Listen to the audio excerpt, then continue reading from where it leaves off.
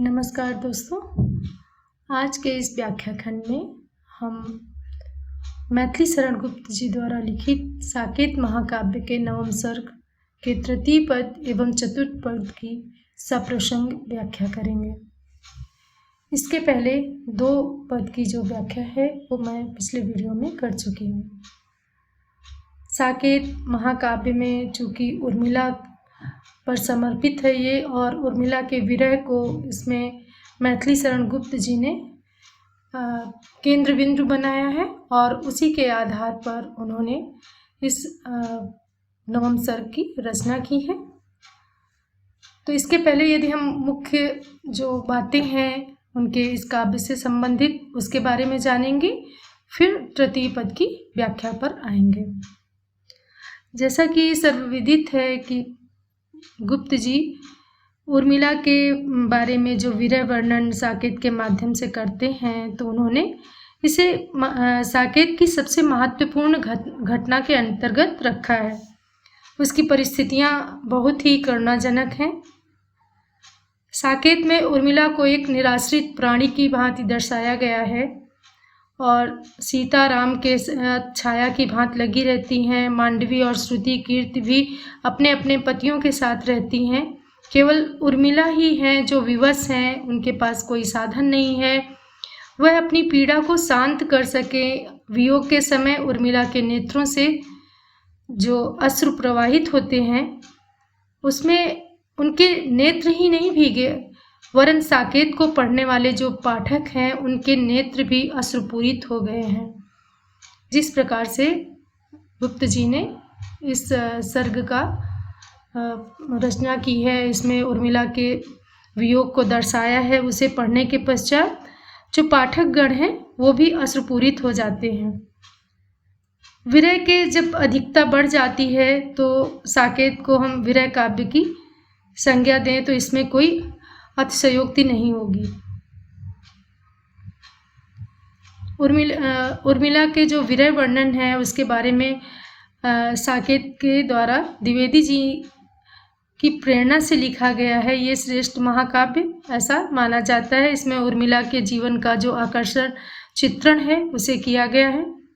कविंद्र रविंद्र ने एक स्थान पर लिखा है कि मेरे हृदय में एक विरहणी नारी बैठी है जो अपने दुख का गीत सुनाया करती है।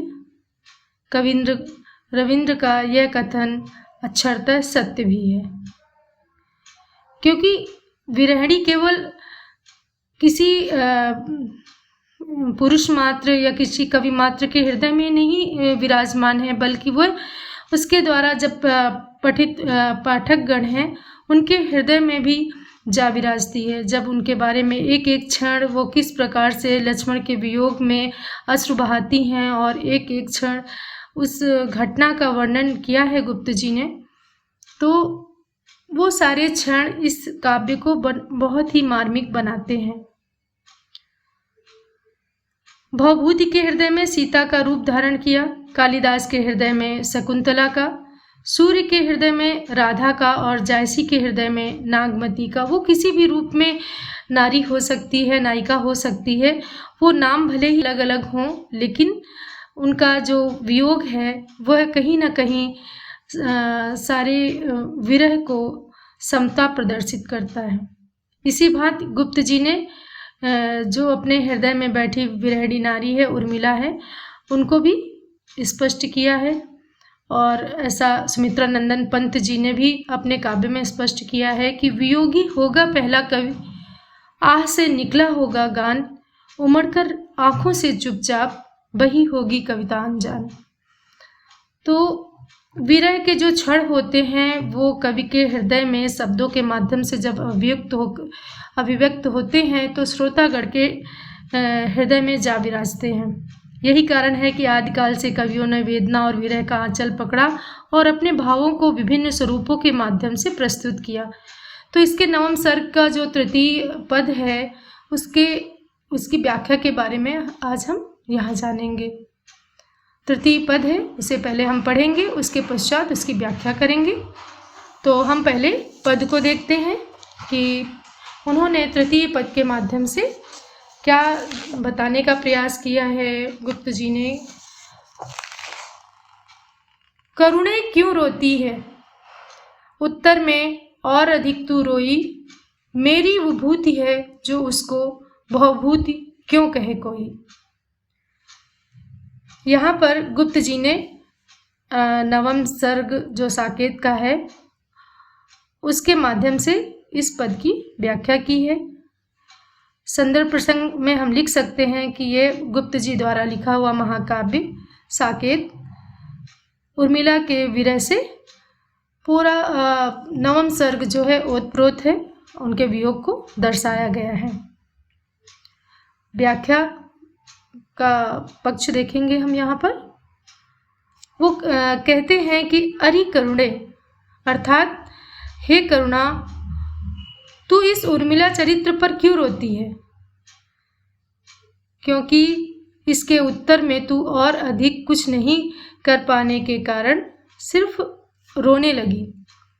अर्थात रामचरित जो नाटक है उसमें भी करुणा को अधिक रोते हुए दर्शाया गया है, बताया गया है। इस रोने का कारण पूछा गया तो करुणा कहती है कि उस नाटक में जो महत्ता हुई, जो उस नाटक का श्रेष्ठ भाग था, मार्मिकता था, और वो महत्ता किस लिए हुई? क्योंकि वो मेरी विभूति थी संसार में, जो उसको इतना अधिक श्रेष्ठ माना गया उस काव्य को, तो उसका मार्मिक पक्ष था जिसके कारण वो इतना प्रसिद्ध हुआ। तो उसे ये नहीं कह सकते कि उस नाटक को भवभूत ने लिखा था इसलिए प्रसिद्ध हुई, बल्कि वो कारुणिक पक्ष होने के कारण इतना ज़्यादा प्रसिद्ध हुआ। तो ये मेरी ही विभूति है, ना कि भवभूति की जो है विभूति है। भवभूति संसार की विभूति नहीं है, ना शिव की ही विभूति है, बल्कि वह तो मेरी विभूति है, अर्थात मेरा ही अभिन्न अंग है। अर्थात काव्य में सरसता का जो करुण रस के कारण उत्पन्न होती है उसे सभी लोग संसार की विभूति कहते हैं, जबकि वो मेरे ही विभूति है, वो कारुणिक पक्ष ही है जिसने उसे इतना ज़्यादा प्रसिद्ध बनाया। इसके विशेष पक्ष को देखें तो यहाँ पर करुणा जो है उसे प्रस्तुत प्रसंग के माध्यम से कवि ये बताता है कि उत्तर और भवभूति दो पदों के द्वारा यह भी प्रकट करता है कि रामचरित जो नाटक है भवभूति कवि द्वारा वर्णित है और करुण रस प्रधान होने के कारण इस रचना को सर्वश्रेष्ठ माना गया है। इसलिए कारुणिक पक्ष जो है वो भवभूति की विभूति नहीं है, बल्कि करुणा की विभूति है। इसमें करुणा शब्द का मानवीकरण किया गया है। अलंकार श्लेष अलंकार है और वक्रोक्ति अलंकार है। छंद जो है इसमें आर्या है। अब हम जो इसका चतुर्थ पद है उसकी व्याख्या को देखेंगे। अवध को अपनाकर त्याग से वन तपोवन सा प्रभु ने किया, भरत ने अपने अनुराग से भवन में वन का व्रत लिया। तो यहाँ पर प्रसंग और संदर्भ जो रहेगा वो पहले ही बताए अनुसार ही होगा। अब हम व्याख्या को देखेंगे। तो श्री राम चंद्र जी जो हैं उन्होंने त्याग के कारण अयोध्या की जो प्रजा वर्ग है उसको अपनाया था एवं चित्रकूट में निवास करके उसे तपोवन सा पवित्र भी कर दिया था। इसी के साथ उन्हीं के पुनीत प्रेम में निमग्न होकर उनके जो भाई हैं भरत हैं, उन्होंने राज्य भव में वन व्रत को धारण कर लिया, अर्थात राज्य के सुखों को, सिंहासन के सुखों को परित्याग कर दिया और वो राजभवन में रहते हुए भी इस प्रकार से त्याग भावना से पूरित होकर वो जीवन निर्वहन कर रहे थे मानो वो राजभवन में ना होकर कहीं वन प्रांतर प्रदेश में है। उन्होंने सांसारिक जो सुख हैं उनका परित्याग उसी प्रकार कर दिया था जिस तरह से राम वन को जाते हुए सारे सुखों को परित्याग कर देते हैं। तो ये जो भाई का प्रेम है वह इस पद के माध्यम से मुखर हुआ है। इसके विशेष पक्ष को देखें तो यहाँ राम से भी अधिक भरत के चरित्र को उच्च बताया गया है। मानस में भी तुलसी ने भरत के चरित्र को सराहा है। इस छंद में राम और भरत दोनों के चरित्रों में और उसके द्वारा कवि जो है कर्मों की समानता का वर्णन करता है। राम ने त्याग और अयोध्या वासियों के प्रति प्रेम का ज्ञान जो है राम के इस कथन से भी हम देख सकते हैं कि तुमसे प्यारा मुझे कौन, कातर न हो अपना भी त्याग करूं तुम पर अहो। यहाँ पर कोमलकांत पदावली का प्रयोग हुआ है और माधुर्य और प्रसाद गुण संपन्न शैली का भी प्रयोग किया गया है।